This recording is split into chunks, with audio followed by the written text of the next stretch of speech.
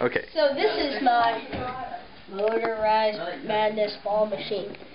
Okay. You haven't tell by my finger point. Okay. This first one here is the fastest, and I put these yellow bars. That way when it hits it, it will start spinning. So here we go. Goes off to the track, and it spins. This second one here is the funnest one if you are actually riding it, and the least lethal.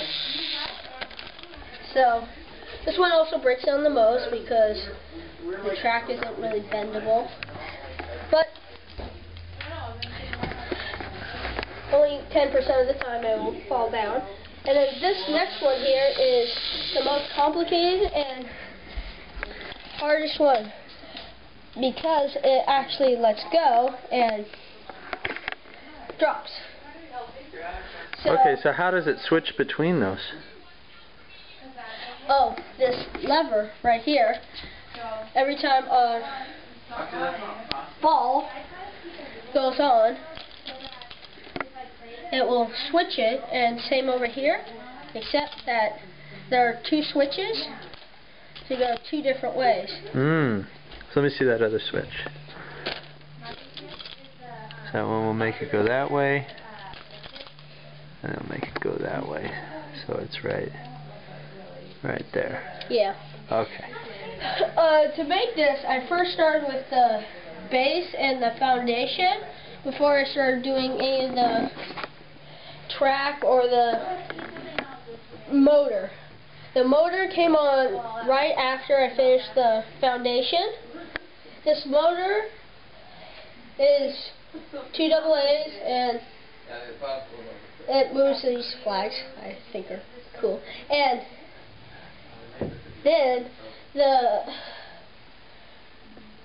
thing about the claws, I call them, is that these right there are a little bit higher. That way when it pushes off, it flicks it out. That way it will not just stay on. I had a problem with that. Let's see that one again. Yeah. Okay. And so the second thing after I did, the next thing I did after that was this, to where it would do that. But the hard thing was actually making it move to side instead of just clicking together. So there I moved it sideways, that way it wouldn't just get stuck. And then the thing after I did that was I made this right here. That way when I go like this, it goes down to the track. That way, no, nothing bad. Let's see that one. Okay. And then I started putting the track on, and then I started making these arms. The problem with the arms was, it was a little, these right here were a little bit too high, and it would be back, so when it would go like this, it would sometimes fall off, hit the lip, and fall down. So then I moved this safety bar forward, that way it was a little bit forward, that way it would catch it a little bit better. And then I started putting on this track. While building this foundation though, I made this chute, I call it. And this one was the easiest one to make. The next one, that was the hardest one to make, was this one right here. And the one that was just medium was this one right here. And about how long did it take you to build the whole thing? 3 days. About 3 days. Did you work on it all day? Or did you do it a little bit at a time? No. Well, I did it while watching Get Smart. So, Okay. you gotta have something. And so,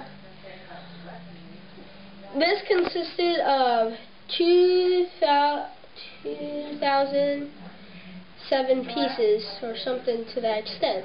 So in the 2,000 area. This was really challenging, putting these support beams in and having to modify it from what the directions said to what was needed to be done. Like this, it would go down too fast to start off, so I would have to unclip them right here, like that, and then re-click them to what was needed to be done. Like, let's say it was needed to be a little bit faster, I'd move it up. If it was needed to be a little bit slower, I'd move it down to make it more level. So that way it didn't fly off the end of the course. So then, did these pieces come as bent pieces, or are they were they straight pieces that you bent? As you can see, I'm going to pop off one to show you that. It was already curved.